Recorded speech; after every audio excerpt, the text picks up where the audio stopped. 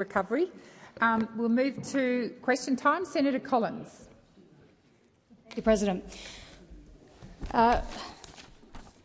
My question is to Minister Ayres, the Minister representing the Minister for Climate Change and Energy. Minister, recently ANZ CEO Mr Nuno Matos told the House of Representatives Economics Committee that, and I quote, "Some still believe net zero by 2050 is possible, but I would say at this point in time it seems difficult to reach with the current dynamics, with the current technologies, with the current public stance in many parts of the world." He also said that net zero by 2050 could be the medicine that kills the patient. Quote. Minister, do you disagree with Mr Matos's assertion that net zero by 2050 may be the medicine that kills the patient? Thank you, Senator Collins. Minister Ayres. Well, it's always good to get a question from the Chatswood Willoughby Industrial Complex over there. I don't agree with Mr Matos's assertion. I don't agree with Mr Matos's assertion, nor do I agree with the proposition that has been advanced in such a disorderly way towards what would happen if those opposite ever got onto the Treasury benches again, a disorderly transition. And the truth is that the set of obsessions, imported ideological obsessions that have driven the madness of the internal approach there is driven by this impulse for drama, this impulse for sort of social media attention, not an impulse to act in the best interests of Australians. And that wrecking impulse that is so fundamental to the identity of the Liberal and National parties today, the problem with it is that adopting that approach hurts ordinary Australians. It hurts ordinary Australians. It damages blue-collar jobs. It damages industry. And the indolence— Minister Ayres, please resume your seat. Senator Collins. Just a point of order on relevance. Thank you. I will draw the minister back to the question. Thank you, Senator Collins. Minister Ayres. Just I said no, I don't agree with that proposition. I'm not sure how more relevant I could be to the question, Senator. The problem is it is so hard to look away from the sort of series of catastrophes that have been happening over there on the political front. The real risk to Australians, the real risk to Australian living standards, to industry, is the sort of arc of activity from there to over there that spells sovereign risk, that spells disinvestment. And if you want to have a look at what it would look like— Thank you, Minister. The time for answering has expired. Senator Collins, first supplementary. Thank you, President. Minister, last week Rio Tinto sacked 180 workers and cut production at its aluminium refinery to align with Rio's decarbonisation pathway. The Orica CEO also stated that their industry cannot decarbonise with any commercial technology that exists today. Minister, Gladstone Industry is shutting down to align with your government's net zero agenda while they're telling you this transition is not possible. Why is your government pushing a policy that is leading to workers being sacked and industry shutting down? Thank you, Senator Collins. Just before I call the minister, Senator McKenzie, you have started up with a running commentary. You need to be silent. Minister Ayres. Well, that is— I want to frame this properly— an utterly dishonest question. Utterly dishonest. In terms of if you wanted to attribute the decision that Rio Tinto, who run that facility in central Queensland, had in any way to the energy questions that all of our industry faces, that is utterly inappropriate and wrong, and knowingly wrong. They have made a decision at that facility. I don't want to bore you with the details or the facts. They have made a decision at that facility to redeploy 100%— Senator Ayres, please resume your seat. Senator Ruston. Thank you, President. I'm sorry, Senator Ruston. The chamber needs to be quiet. Senator Ruston. President, I'm just asking whether you might consider the commentary that Senator Ayres is currently using in response to the question is adversely reflecting on an individual in this chamber? Thank you, Senator Ruston. Minister Wong. On the point of order, I'd submit it is in order to say that a question is dishonest. Senator Ruston. Thank you. On the point of order, I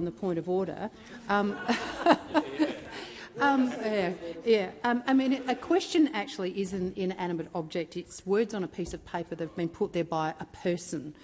So to suggest that the question itself is somewhat disassociated with the person that's asking it. So I'd ask you once again if you would reflect on whether that was an adverse reflection on a person. Thank you. No, Senator Henderson.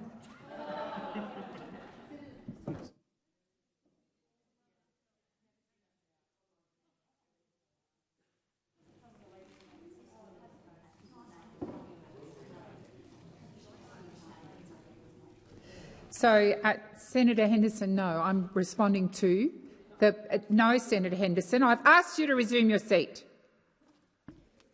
So, Senator Henderson, you are out of order.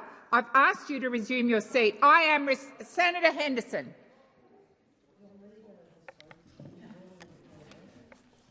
In response to your point of order, Senator Ruston, referring to the question itself as dishonest does not fall foul of the general custom in this place.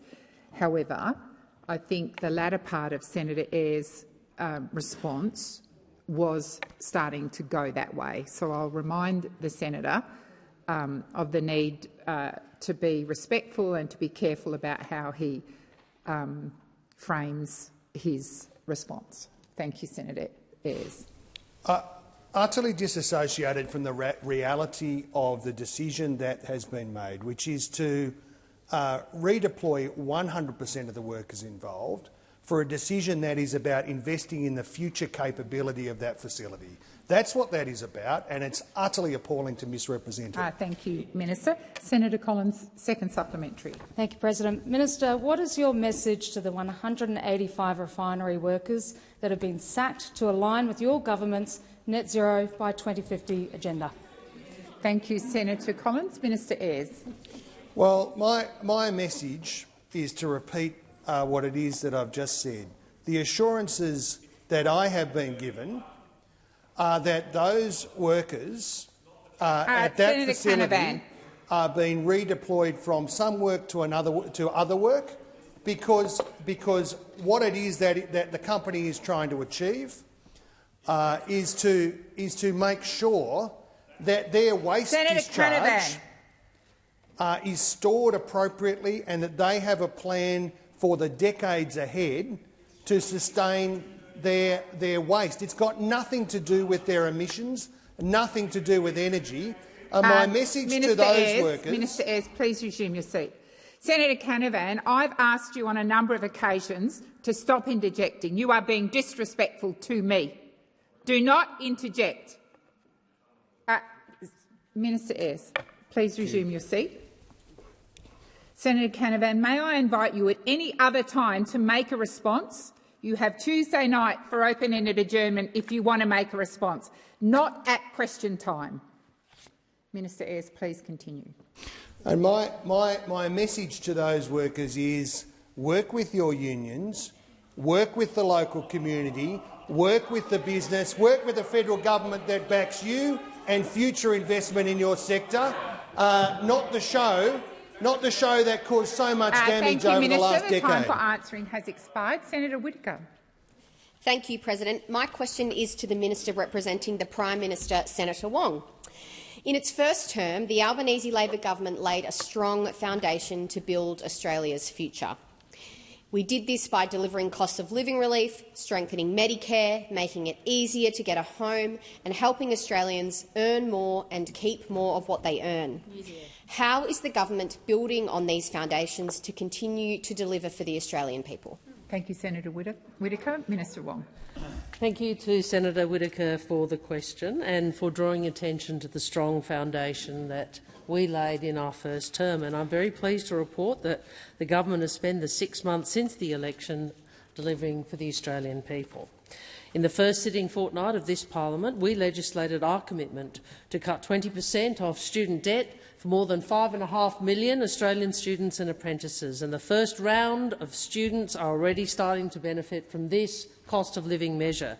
In August, we legislated to protect penalty rates and overtime pay, and we've expanded paid parental leave by a further 2 weeks. We've started rolling out our biggest ever investment into Medicare, with more bulk billing for more Australians, delivering new incentives so more GP practices can bulk bill every patient.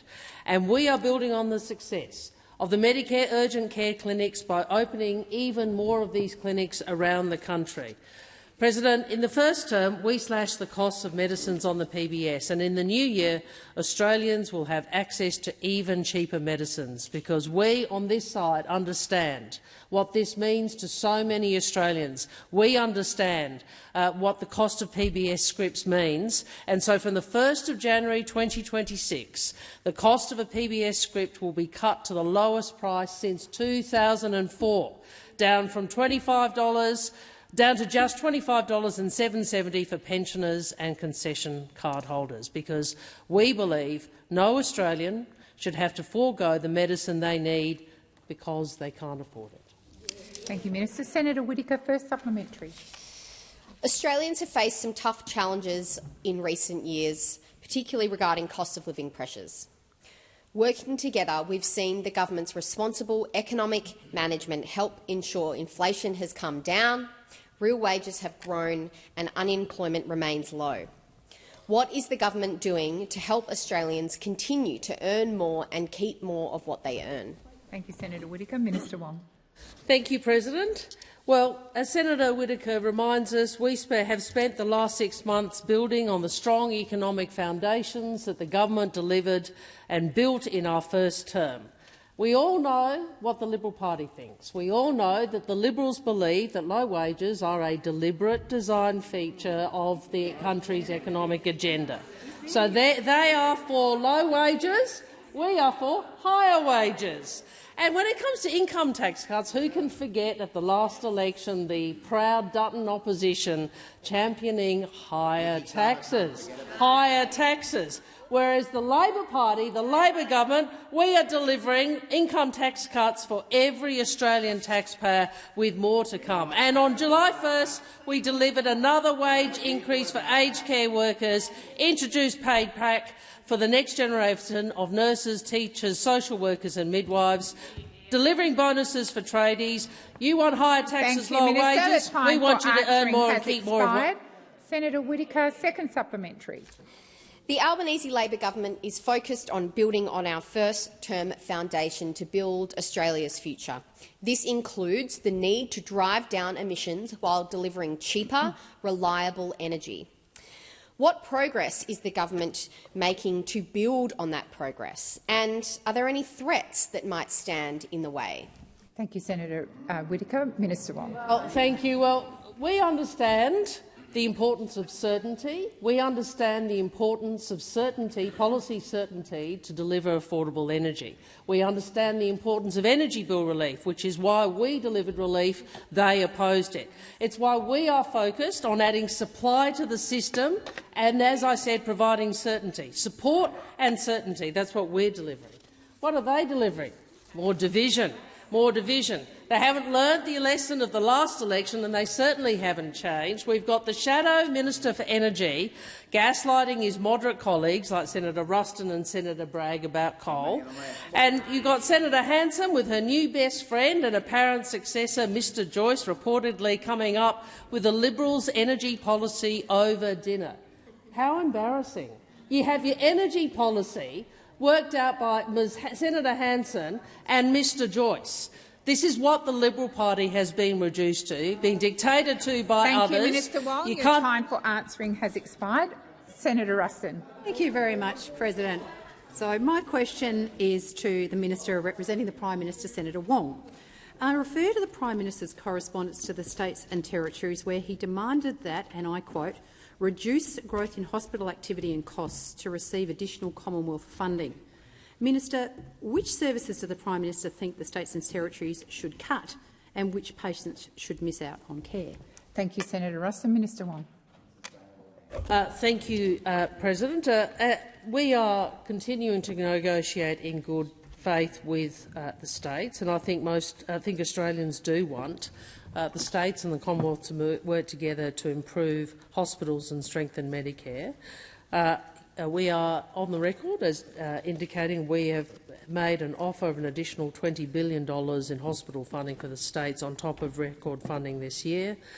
We want to work with the states to finalise the National Cabinet that they signed up to in December 2023, and we have put a very serious offer on the table. An extra $20 billion over 5 years would bring the total Commonwealth funding expected to public hospitals over the new 5 years to a record $215 billion.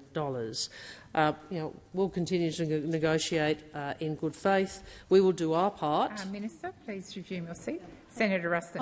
On direct relevance, my question went specifically to a letter that the Prime Minister sent to the states and territories seeking for them to reduce funding in public hospitals. I was wondering if the Minister might go to that.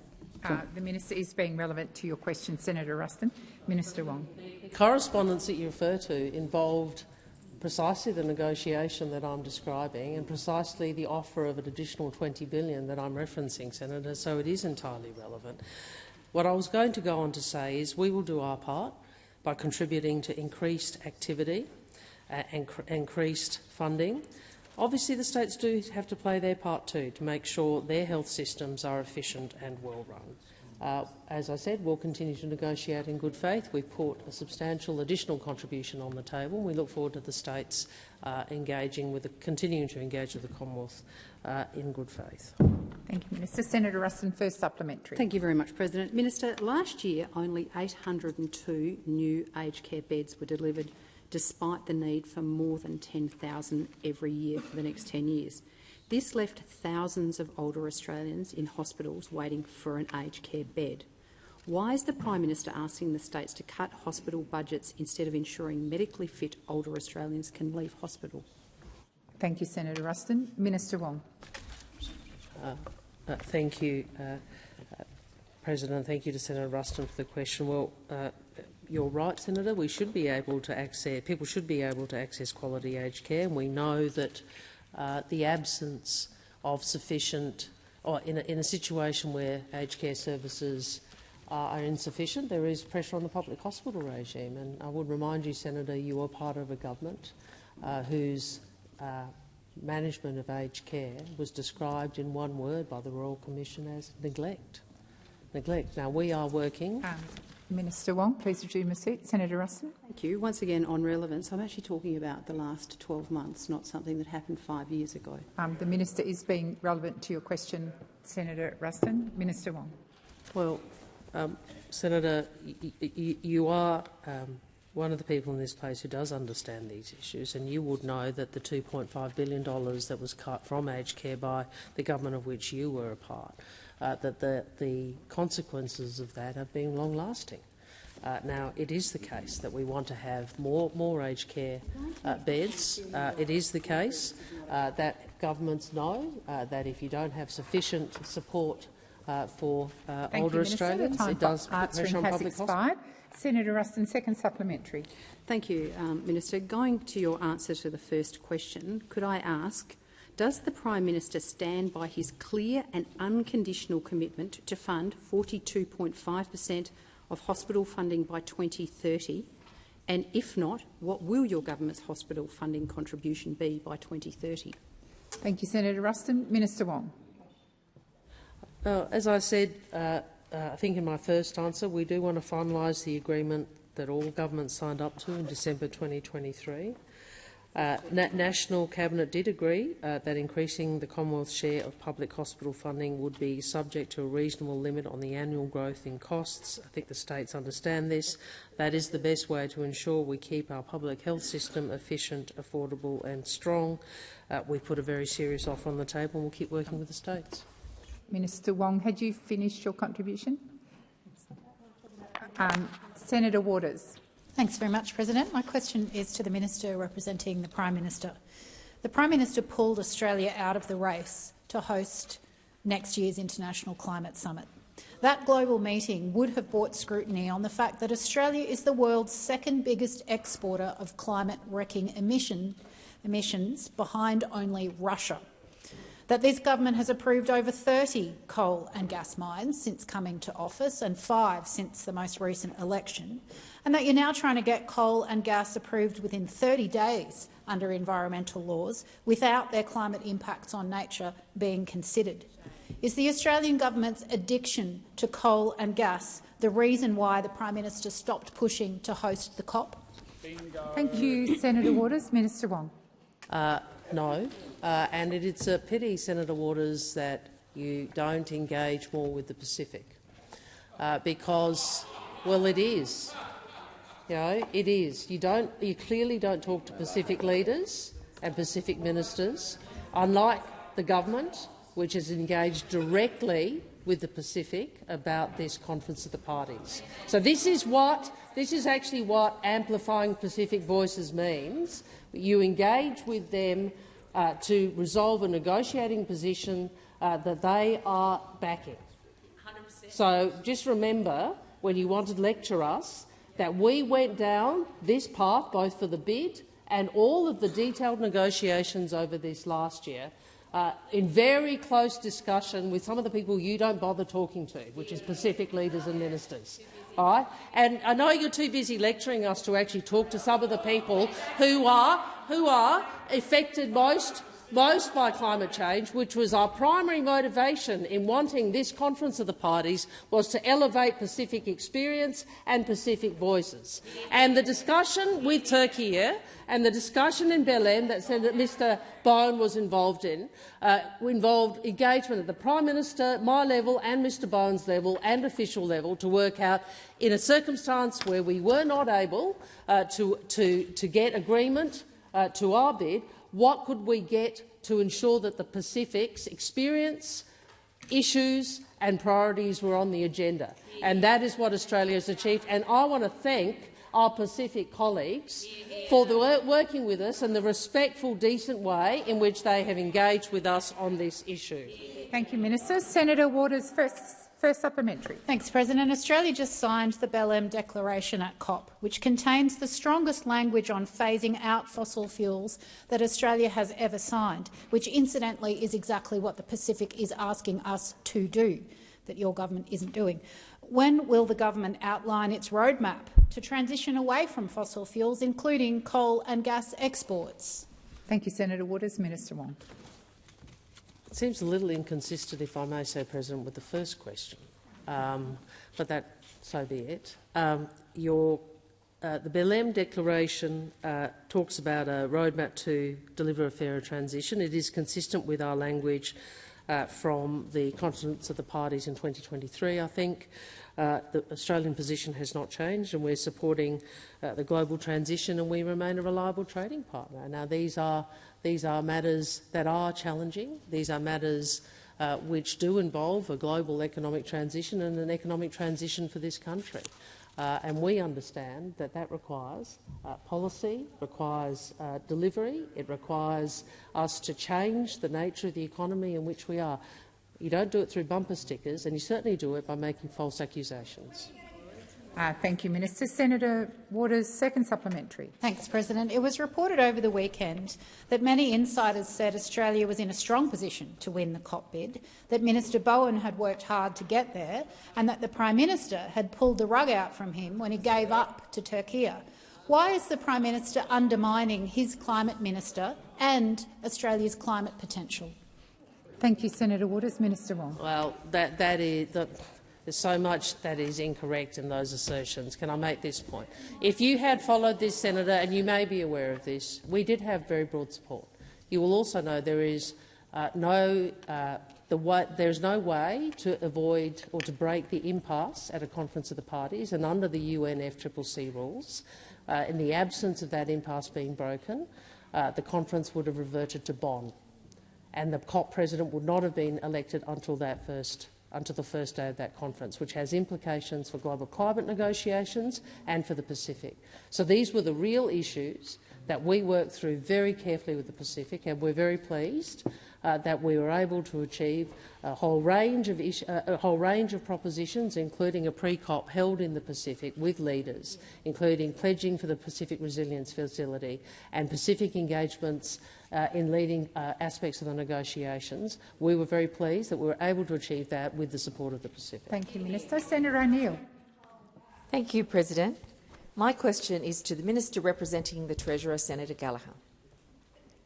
The International Monetary Fund has endorsed the Albanese Labor government's economic and budget strategy, praising Australia's soft landing, strong foundations and ambitious reform agenda.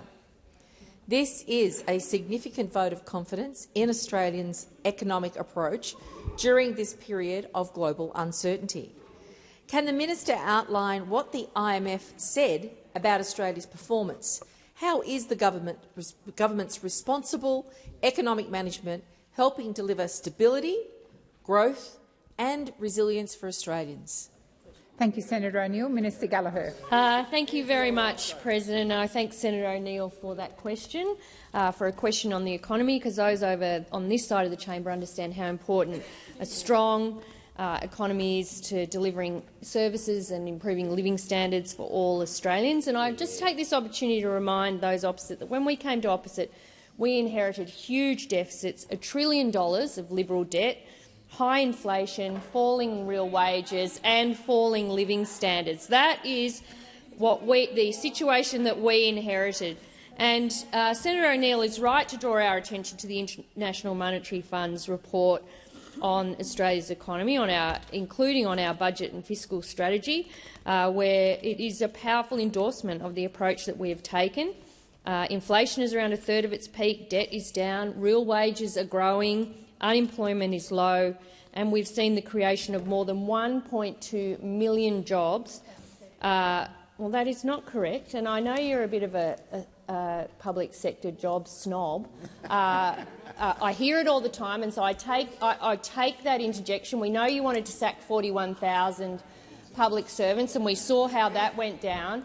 But also, what you do when you demean jobs in the non-market economy, which is what you're saying, you're demeaning everyone who works in the care economy. All of those who work in aged care, they form part of those jobs. They're no good. All those that work in disability, all those that work in early education and care, anywhere where the government provides support for a program, those are the jobs that you are demeaning every single time you say that. And we hear it and those workers hear it. And we won't let them forget it, because every time you stand up here and pretend you care about aged care and health and disability, they're the workers that you're attacking when you say those jobs aren't good enough. Now, the IMF acknowledges the government's— Thank you, Minister. There's time for answering. Luckily, I'll get 2 more cracks. Senator O'Neill, first supplementary. Thank you. It's such a big story to tell, Minister. New ABS data shows annual real wages have grown for 8 consecutive quarters, the longest run in almost a decade. Labour force data also shows that more Australians are in work than ever before. How is the Albanese Labor government ensuring this momentum continues so workers share in the benefits of our stronger economy? Thank you, Senator O'Neill. Minister Gallagher. And I thank Senator O'Neill for that question and for acknowledging the working people across our economy, whether it be in market or non-market jobs. New data released by the ABS shows that annual real wages have now grown for 8 consecutive quarters. This is now the longest period of consecutive annual real wage growth in almost a decade. The wage price index grew 0.8% in the September quarter to be 3.4% higher through the year. We're delivering more jobs, better paid jobs, and we support wage increases across the economy. Whether, again, you work in the market or non-market economy, we support wage rises, we support good jobs, secure jobs, well-paid jobs. We absolutely dealing with the feminised inequality that we've seen across our wage system as well, and that's why we've supported those substantial wage increases for those sectors. Thank you, Minister. Senator O'Neill, second supplementary. Thank you, President. Australia's economy is stronger and more stable than many advanced nations. with the IMF praising our fiscal strategy and reform agenda. How important is it to maintain this responsible approach so we never return to the days of sliding global ranks and missed opportunities for jobs, for wages and for growth? Thank you, Senator O'Neill. Minister Gallagher. Thank you, and I thank Senator O'Neill for the supplementary. When we came to office, real wages were going backwards by 3.5%, and they'd fallen for the 5 quarters leading up to the 2022 election. We knew that because that was a deliberate design feature of their economic policy. Since we came to government, average annualised nominal wages have been growing at 3.7%, much higher than the 2.2% under our predecessors. Inflation was up in 2.1% in the March quarter 2022. We've got inflation back under control. Under those opposite, have a look at your record, Senator Patterson. Go back and have a little look about what happened in the dying days of the Morrison government. Inflation was roaring. We've got it back under band. We've also seen business investment fell, and we're seeing business investment come back. Under Labor, inflation is lower, interest rates have been cut 3 times, unemployment is low. Senator Whish-Wilson. Thank you, President. My question is to the Minister for Science, Minister Ayres. Minister, under your watch, CSIRO has now copped the biggest job cuts in its history. More than 800 jobs lost over the past 18 months and another 350 science jobs to be cut in the months ahead. Both the CPSU and the CSIRO Staff Association has slammed your government, claiming these cuts are worse than under any anti-science, climate-denying LNP government. Genuinely, Minister, this is not something myself or anyone I know at CSIRO thought would be possible. Aren't you ashamed of this? Thank you, Senator Whish-Wilson. Minister Ayres. Well, Senator, I think it's important to step through in a careful way what it is that has been undertaken at the CSIRO. It is 15 years since the CSIRO has undertaken a proper strategic examination of its research priorities to make sure that every science dollar and this government every year has allocated close to $1 billion, close to $1 billion to the CSIRO to make sure that every science dollar is allocated to a program of research which is squarely within the national science priorities of the CSIRO and the government. And that is the exercise that the management and the board of the CSIRO have embarked upon. It is absolutely in Australia's national interest that the work of the CSIRO is directed absolutely directly at every one of those national science priorities and not in other areas. And that is the work that is going on. And I think that you will discover over the coming weeks and months that the areas of emphasis that the CSIRO and the programs of research that they are leaning into are absolutely in the national interest, absolutely in the interest of strengthening the CSIRO and making sure that it is fit for purpose for the decades ahead. Thank you, Minister. Senator Whish-Wilson, first supplementary. Thank you, President. Let's talk about the national interest. You publicly confirmed on Friday that CSIRO's Environment Research Unit, Climate, Nature, Water, Oceans, is set to bear the brunt of these cuts, with 20% of the unit's staff to be axed. 1 in 5 jobs to go, Minister. Isn't climate science and environment a national priority? You're making big claims about you caring about the environment and delivering environmental law reform, but you clearly don't give a fig about the environment, do you? You should be ashamed of this. Thank you, Senator Whish-Wilson. Minister Ayres. Well, Senator, thank you for that question. There is a reprioritisation. And I think that what you will find is that in areas like climate adaptation, in areas of particular focus like zoonotic disease, landscape pests, pathogen science, all of those questions that go to future resilience in terms of pandemics, climate adaptation, and a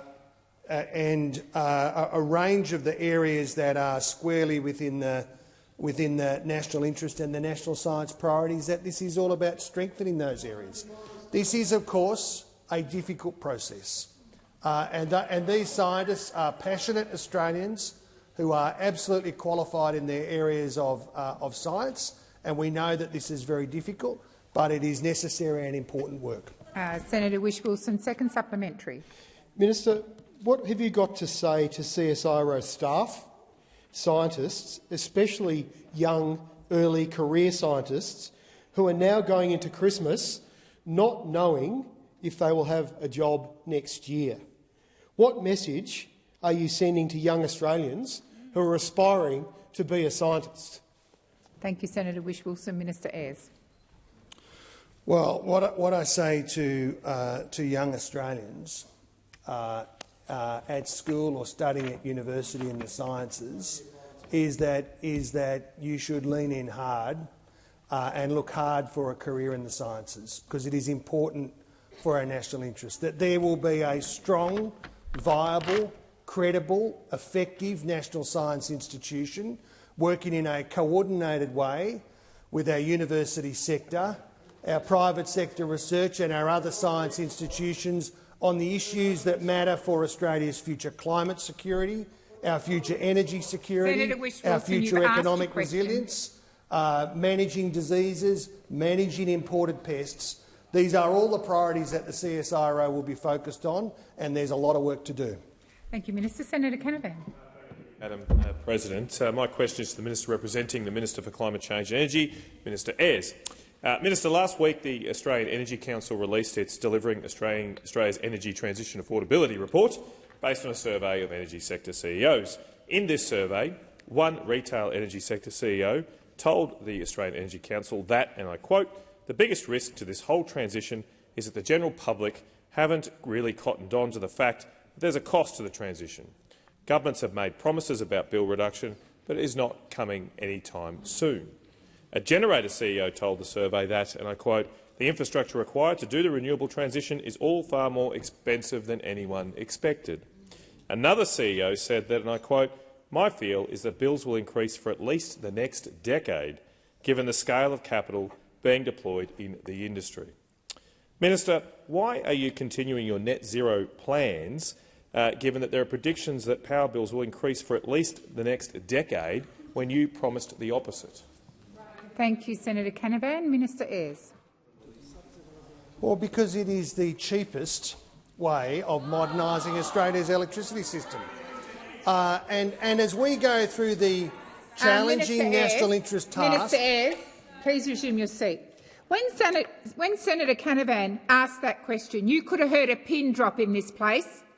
The minute the minister got to his feet, those on my left thought it was time to interject. It is not.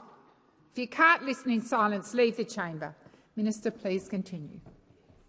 And we saw what the alternative might— we had a little glimpse into what the alternative might look like over the miserable decade, the Abbott, Turnbull, Morrison decade of indolence and failure on energy policy.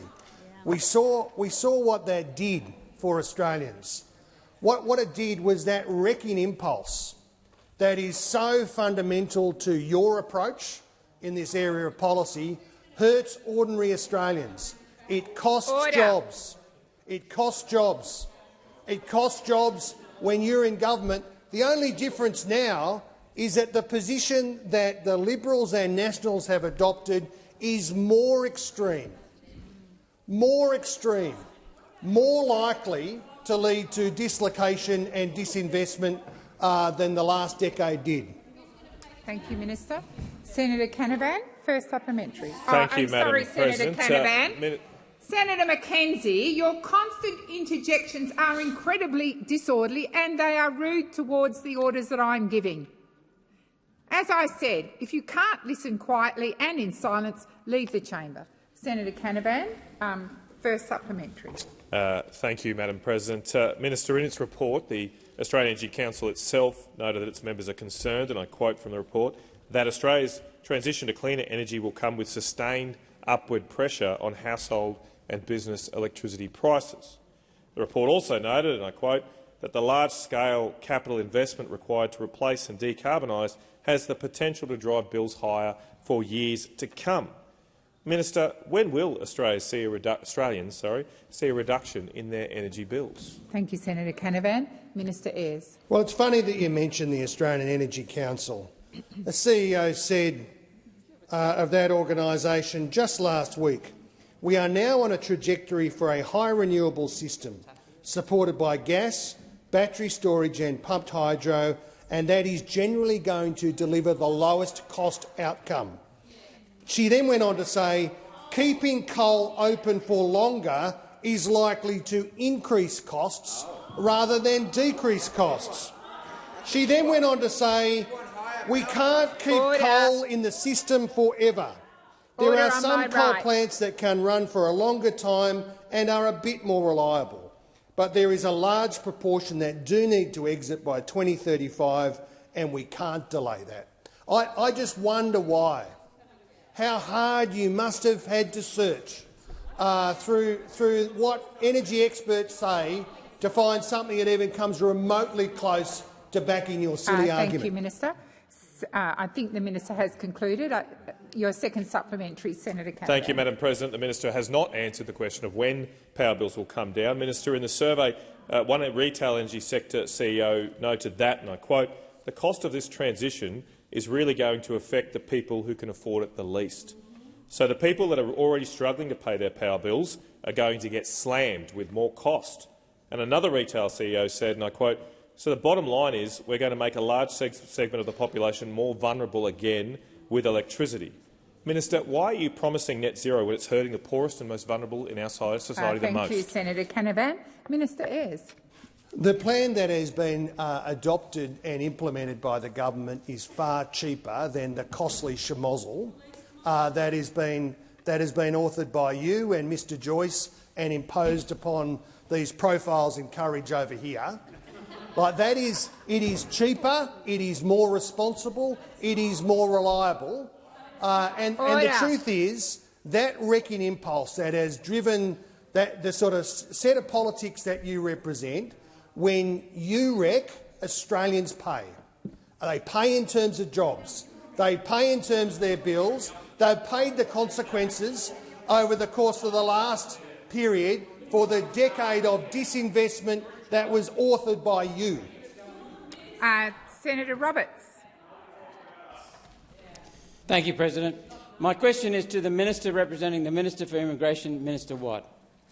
I thank the Minister for his written response to my last question without notice on refugee numbers. From your reply, Minister, the top 5 countries for our humanitarian program, comprising 14,500 of our 20,000 humanitarian visa intake, 73% are from Afghanistan, Syria, Myanmar, Iraq and Malaysia. 4 of these have Islam as the dominant or state religion.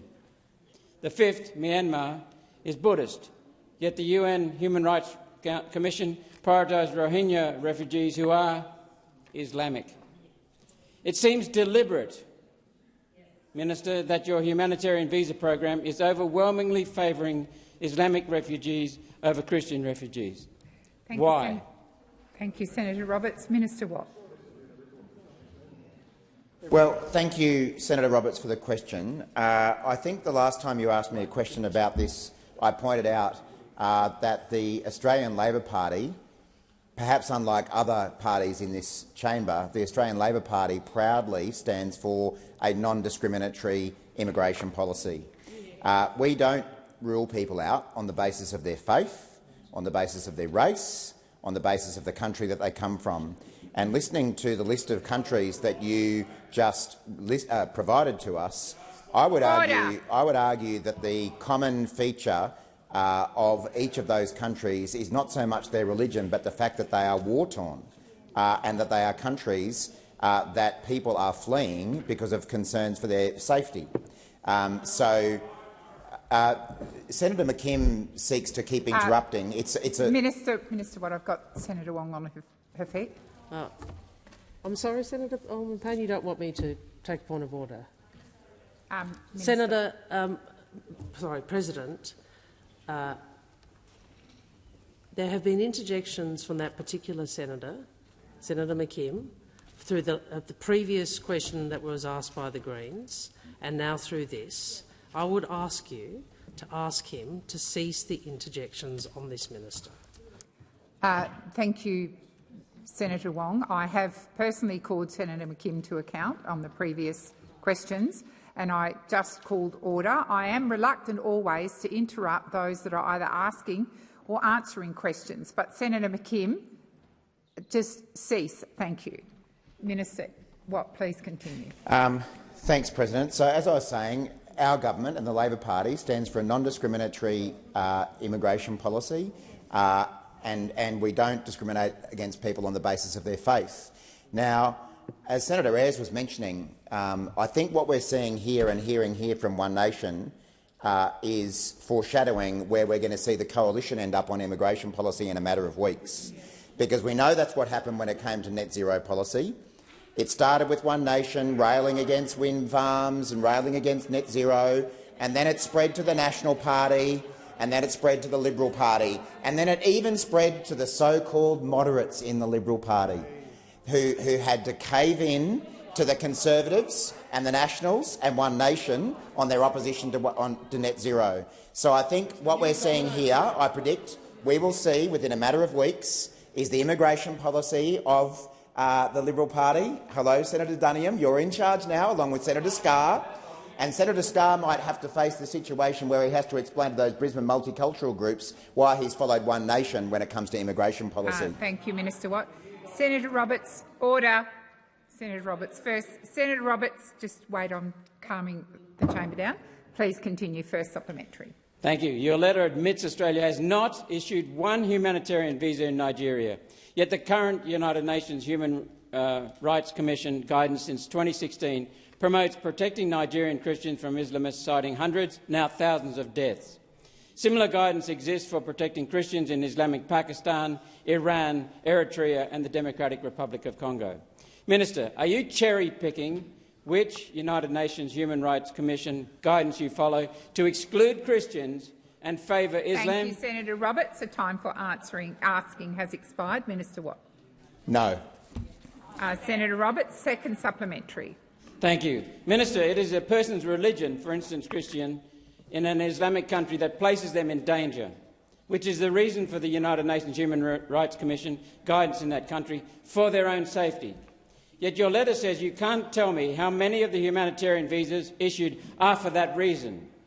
Isn't that reason in their case file, and wouldn't you have to let the United Nations Human Rights Commission know how many refugees we took and why? Thank you, Senator Roberts. Minister Watt. No. Senator Babet. My question is for the Minister representing the Minister for Climate Change and Energy, Minister Ayres. Minister, the Capacity Investment Scheme is a revenue underwriting scheme which uses taxpayer funds to prop up solar, wind and storage projects aimed at forcing the government's 80% renewable electricity target by 2030. The Herald Sun reported yesterday that through the CIS, taxpayers are underwriting the construction of a $120 million large-scale battery in South Australia, run by energy company Pacific Blue, who are wholly owned by the Chinese government's State Power Investment Corporation, or the SPIC. So, Minister, my question is, how is allowing a foreign authoritarian government to hold influence over Australia's critical energy infrastructure in our national interest at all? Thank you, Senator Babet. Minister Ayres. Well, we've said about the lowest cost approach to building a low-cost, reliable electricity system for Australians. That's the program of effort that we are engaged in. It is the lowest cost approach. It is in the interests of industry and blue-collar jobs in the regions in particular. Foreign investors in Australia's energy infrastructure are subject to the normal scrutiny through the Foreign Investment Framework. Senator Babet, first supplementary. Thanks, Minister. So the SPIC, State Power Investment Corporation, is also an active participant in Chinese President Xi Jinping's Belt and Road Initiative, which the US government has labelled an attempt to create economic dependencies and coerce others. Minister, are you happy for Australia to be dependent and coerced by China? Thank you, Senator Babet. Minister Ayres. Well, Senator, the truth is that relying upon the lowest cost option, which is Australian solar and Australian wind in Australia, is absolutely in the interests of our energy security, and I refer you to my previous answer. Senator Babet, second supplementary. Minister, Chinese state-owned enterprises are required to give China's intelligence services access to their operations. So it's not just about spying. It gives hostile intelligence services capacity to install malware, kill switches and other forms of technology designed to give China control over critical infrastructure during moments of tension. Minister, are you and your government comfortable with this risk? Thank you, Senator Babet. Minister Ayres. I'm very confident in our foreign investment framework at managing risks of any kind of foreign investment. Thank you. Senator Chandler. Thank you, President. My question is to the Minister for Trade and Tourism, Senator Farrell. Last week, the Albanese Labor government signed Australia up to an agreement for a, quote, just, orderly and equitable transition away from fossil fuels. The agreement states that signatories, quote, support the call to advance a roadmap for the transition away from fossil fuels. Coal and gas are Australia's second and third largest exports. Fossil fuels earned $153 billion for Australia in the last financial year. Minister, why is the government working with other countries to end our second and third top exports? And did the government model the cost to the Australian people of ending a quarter of our exports? If so, what is that cost? Thank you, Senator Chandler. Minister Farrell. Thank you, President, and thank Senator Chandler for her first first question. Order. First question. Senator Farrell, I'm sorry. Please resume your seat. Order, Senator Canavan and Senator Whish-Wilson. Order. Minister, please continue. Thank you, President. And look, the truth of the matter, Senator Chandler, is that in order to get to net zero, a policy that your party used to support, legislated for, then that transition is going to require a transition fuel, and that transition fuel is going, in this country, is going to be gas.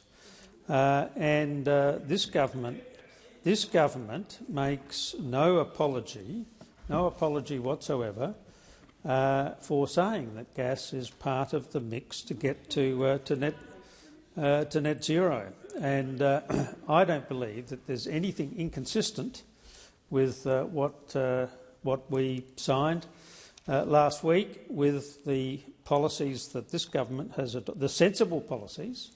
We're right. Libya, wasn't it, Brady?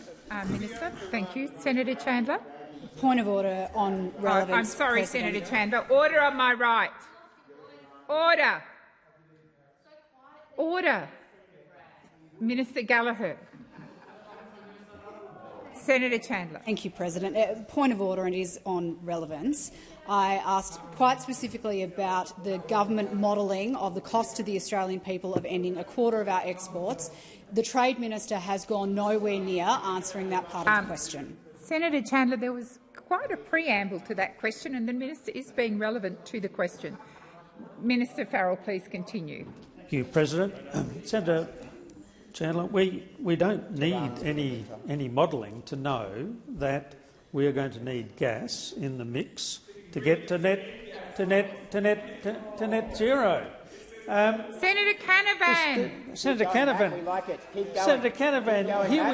Here we are adopting a policy that I assume you support, which is the continued use of gas to get to net zero. There is nothing magical about this. Thank you, Senator Farrell. Senator Chandler, first supplementary. Thank you, President. Labor's international agreement to end our second and third top exports was signed with just 23 other countries, none of whom are among our top 15 trading partners. Countries that signed the agreement represent under 10% of global economic output. Why would the government sign an agreement which restricts our ability to use energy resources but allows 90% of the world's economy to continue to use fossil fuels to take our jobs and our industries? Thank you, Senator Chandler. Minister Farrell. Thank you, President, and thank Senator Chandler for her first supplementary question. I speak with our trading partners all of the time. In fact, last week I met with the European Union, and very fine. And can I say, the first thing that they talk to me about, of course, is how can we work together to extract our critical minerals in order to get to that point of net zero by 2050. Thank you, Senator Farrell. Senator Canavan. The question was an agreement involving 24 countries which did not include the European Union, and now the minister is talking about discussions with the European Union. The minister is being relevant to the question. Minister Farrell. So we, unlike when you were in government, Senator Chandler, we try and engage with our trading partners. We try and find out what their issues are, and we try and work with them to resolve the issue. Now, can I just give you one example of that? Thank you, Minister. The time for answering has expired. Senator Chandler, second supplementary. Sure, Order on my right. Sure, it would have been a good example. Has the government consulted with affected workers in the regions and industry, including the tens of thousands of union members, Senator Farrell, about how it will prevent jobs and investment shifting to competitor countries that have not signed this pledge? Thank you, Senator Chandler. Minister Farrell. Thank you, President, and thank Senator Chandler for her second supplementary question. Look, I was with 700 union members on Saturday night at the Adelaide Convention Centre. I was there. Well, you asked which union it was. It happened to be the Shop Assistants Union, the finest trade union in the country. And can I tell you what those workers wanted to hear about is, amongst other things, there were many things they wanted to hear about. They wanted to know how did we go in getting wheat, Mr. Farrell, barley. Please resume your seat. Order on my right. Order. Senator Ruston. Thank you very much, President. I was just wondering whether you might draw the minister's attention to the question, and I was wondering how many members of the STA are involved in mining. Thank you, Senator Ruston. We don't need the commentary. I will draw the minister to the other union members that Senator Chandler referred to in her question. Minister Farrell, please continue. Well, I can tell you there's a few of them up at Roxby Downs who Minister Ayres and the Resources Minister met a few weeks ago, who actually provide all the food to the mining workers. Minister Ayres and I were. Thank you, Minister. The time for answering has expired. Senator Cox. My question is to the Minister for the Environment and Water, Minister Watt. This week the Senate has the chance to pass landmark reforms to our nation's environment laws that not only will better protect the environment but also make our economy more productive. Order. Can the minister outline for the Senate how the government's reforms will improve the environment and protect it for future generations? Yes. Minister Watt. Thank you, Senator Cox. I would love to do that. Well, this is the week. This is the week that the federal parliament needs to finally pass important and much-needed reforms to our national environment laws. And it's interesting, Senator Duniam, that most of the people over there seem to think that it's not necessary to pass these reforms. We might have a little chat about that later. It's now over 5 years since Professor Graham Samuel tabled his blueprint for reform of these laws. It's over 5 years since Professor Samuel told us that our national environmental laws are fundamentally broken, that they are failing the environment, failing business and failing the general community. So this week it's critical that this parliament comes together to pass reforms to these laws that will deliver real gains for the environment. Gains like creating the first ever National Environmental Protection Agency to be a tough cop on the beat, the establishment of national environment standards and the inclusion of a net gain principle into the environmental offsets regime. The government is very clear about our position on these laws. We've introduced a set of reforms that have now passed the House of Representatives, so the choice is now sitting with the Coalition and the Greens to decide whether they want to work cooperatively with the government to pass these reforms. Of course, the other option that the Coalition and the Greens have is that they sit on the sidelines throwing rocks while their political opponents come and work with us instead. I've made very clear these reforms are going through this week, and it's either going to be with you or it's going to be with you. And it's up to you.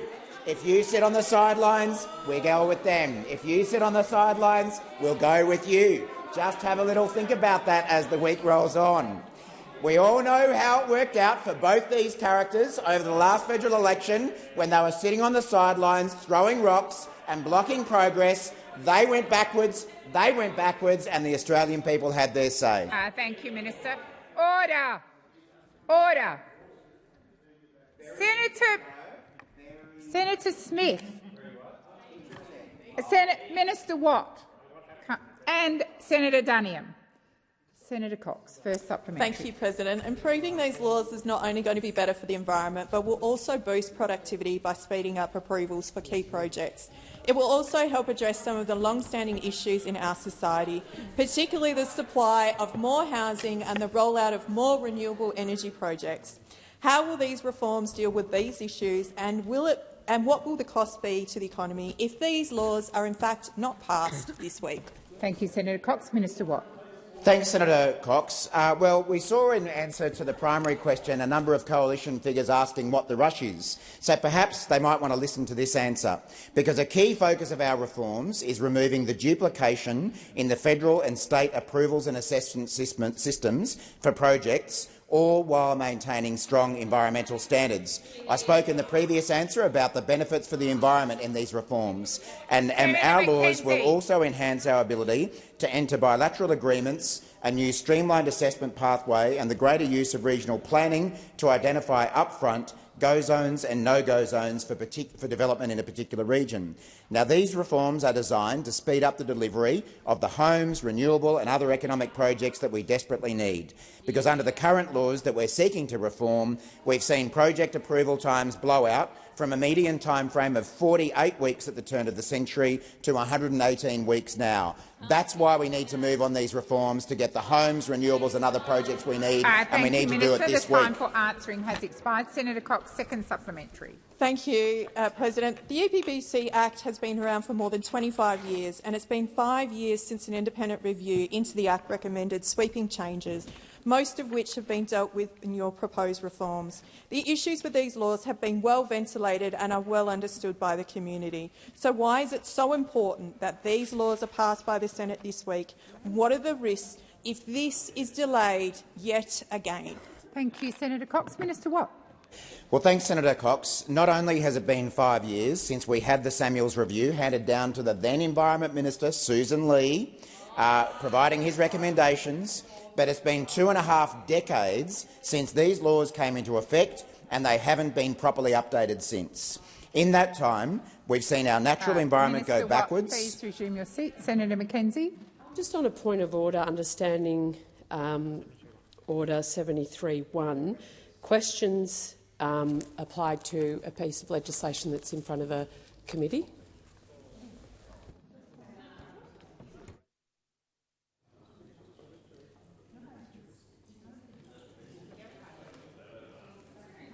Senator McKenzie, the minister can talk about the bill because the bill hasn't been introduced yet. Minister, please continue. Ah, well, we'll just have to talk about these environmental reforms that are going to speed up approvals for business and improve protections for the environment. In the last 5 years, since we saw Graham Samuel's review provided to Susan Lee, we've seen our natural environment go backwards, and we've seen really important projects like housing developments, renewables and other projects as well held up by the red tape which exists under the current laws, and we need to change that. So every day we delay, if we push these reforms back by another few months or another couple of years, what will happen is the environment will keep going backwards and we'll keep seeing those important projects held up. And that will be on the heads of every coalition and Green senator in this place if they fail to work with us to pass the reform. Minister Wong. Thank you, President. I ask that further questions be placed on notice.